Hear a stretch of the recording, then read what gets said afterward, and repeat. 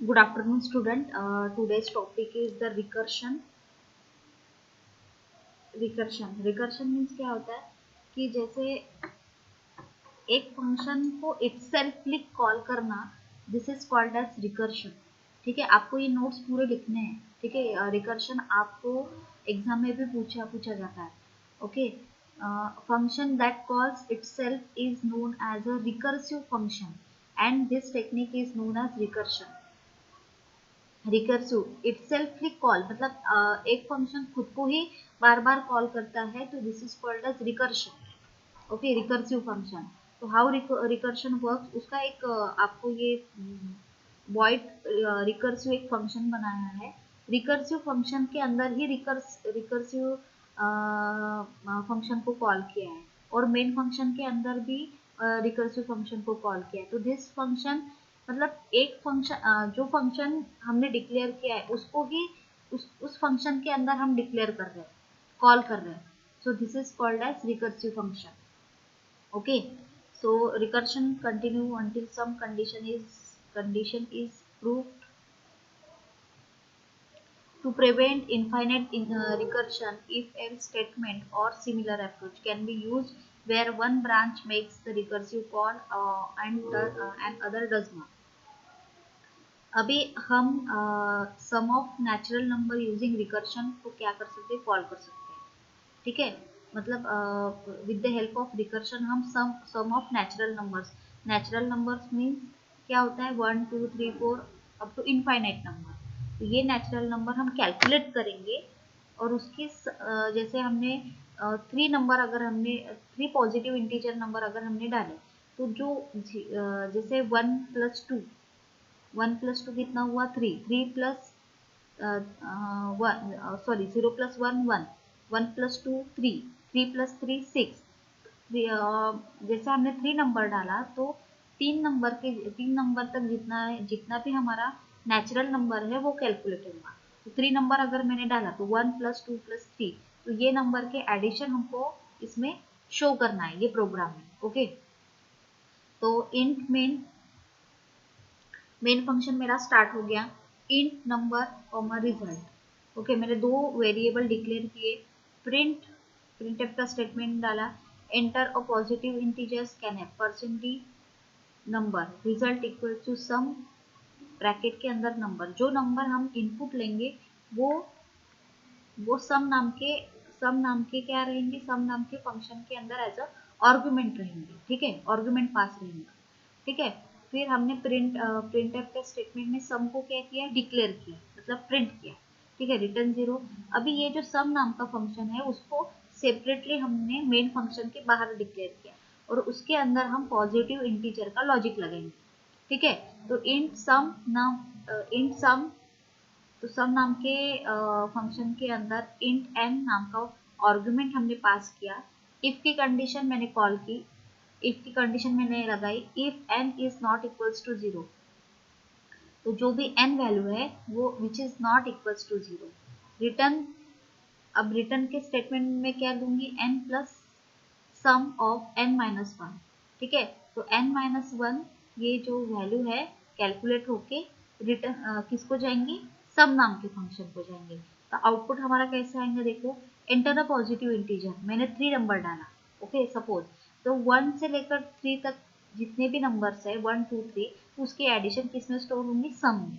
Okay, so this is the sum of n natural number using recursion. अभी इसमें recursion कहाँ पर call हुआ, देखो. सम नाम का फंक्शन आपके मेन फंक्शन के अंदर भी है और वही सम नाम का function hash include header file के बाद भी सम नाम का फंक्शन है और सम नाम के फंक्शन में और आउटसाइड द मेन फंक्शन भी आपका सम नाम का फंक्शन है. सो this is the recursive function. Initially, sum is called from the main function with the number passed as an argument. Suppose the value of n inside sum is 3 initially. During the next function call 2 is passed to the sum function. Okay, so this is the recursion function. अभी उसके advantages and disadvantages देख लेते हैं. Advantages क्या है रहेंगे, recursion makes a program elegant means एक हमको दूसरा फंक्शन डिक्लेयर करने की जरूरत ही नहीं है। एक फंक्शन के अंदर उसी नाम का फंक्शन बना लो और उसको कॉल करो।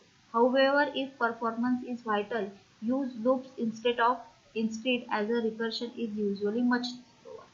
Okay, that being said, recursion is an important concept. It is frequently used in data structure and algorithm में use होता है। ठीक है, देन अभी हम देखेंगे नेक्स्ट टॉपिक हमारा है static variable. Static variable have a property for preserving their value even after they are out of their scope. Hence, static variable preserve their previous value in their previous scope and are not initialized again in the scope in the new scope. अभी static static variable का meaning क्या होता है? Properly preserving their value even after they are out of their scope. Preserving value एक constant value हम बोल सकते हैं। ठीक है, तो उसका पहले सिंटैक्स देख लेते हैं और फिर प्रोग्राम से हम समझते हैं कि स्टैटिक वेरिएबल क्या होता है। स्टैटिक डेटा टाइप, स्टैटिक ये कीवर्ड है। डेटा टाइप जो हमारे यूजुअली हम डेटा टाइप यूज करते हैं वो data type, then variable name और वेरिएबल नेम की value. Okay, static variable are initialize only once, एक ही बार हमको उसको इनिशियलाइज करना पड़ता है। The compiler persist the variable till the end of the program. एक बार आपने स्टैटिक वेरिएबल की वैल्यू अगर आपने डिक्लेयर कर दी तो वो at the end of program वो वही की वही रहेंगी, मतलब कांस्टेंट रहेंगी। देन नेक्स्ट देखते हैं, static variable can be defined inside और आउटसाइड द फंक्शन। हम मेन फंक्शन के अंदर भी डिफाइन कर सकते हैं और आउटसाइड द मेन फंक्शन भी डिक्लेयर कर सकते हैं। They are local to the block. The default value of static variable is 0। Default value of static variable की वैल्यू क्या रहेंगी? 0। Static variable are alive till the execution of the program. Alive मतलब जिंदा रह सकती है at the execution of the program. Okay, उसका एक छोटा सा प्रोग्राम हम देख लेते हैं। Hash include stdio.h void fun function, एक फन नाम का हमने क्या किया है? फंक्शन डिक्लेयर किया है। अभी मेन फंक्शन के अंदर हम फन 3 बार मैंने फन नाम का फंक्शन को कॉल किया, देन रिटर्न 0 किया। अभी ये फन नाम का जो प्रोग्राम है उसके अंदर हमने मुझे क्या प्रिंट करना है? तो पहले int a equals to 1, this is the local variable. Then static int b, तो int b मेरा जो है वो स्टैटिक वेरिएबल है। देखो स्टैटिक वेरिएबल का सिंटैक्स देखो, स्टैटिक डेटा टाइप कौन सा है मेरा? int, वेरिएबल नेम मेरा b है और वैल्यू मेरी 10 है। देन मैंने प्रिंट एफ किया, a और b की वैल्यू मैंने क्या किया? प्रिंट की। Then a plus plus and b plus plus, this is the post increment operator. Post increment operator, post increment operator में क्या होता है? पहले वैल्यू असाइन होती है, देन इंक्रीमेंट होती है। ओके, हमने देखा है इंक्रीमेंट डिक्रीमेंट ऑपरेटर। ठीक है, तो पहला आउटपुट क्या आएगा? a equals to 1। फन नाम का जो फर्स्टली जब फंक्शन कॉल होगा तो a इक्वल्स टू 1 आएगा और b इक्वल्स टू 10 आएगा। ठीक है, देन वैल्यू क्या होंगे? पहले असाइन हो गई है, मतलब पहले प्रिंट हो गई, देन वो इंक्रीमेंट होंगी। तो इंक्रीमेंट होने के बाद मतलब a प्लस प्लस का मीनिंग क्या होता है? a प्लस प्लस और b प्लस प्लस का मीनिंग क्या होता है? a equals to a plus 1 और b equals to b plus 1। तो फिर a की वैल्यू एज इट इज रहेंगी। क्यों रहेंगे एज इट इज? क्योंकि बी मेरा क्या हो रहा है? इंक्रीमेंट हो रहा है, बट ए की वैल्यू वो एज इट इज ही लेगा, क्योंकि बी की वैल्यू क्या है? स्टैटिक वेरिएबल है। Okay, in the above code a function called fun is called. Inside the function block there is a normal variable a which is initialized to 1 and a static variable b that is initialized to 10. Print the value of a and b and then increment a and b.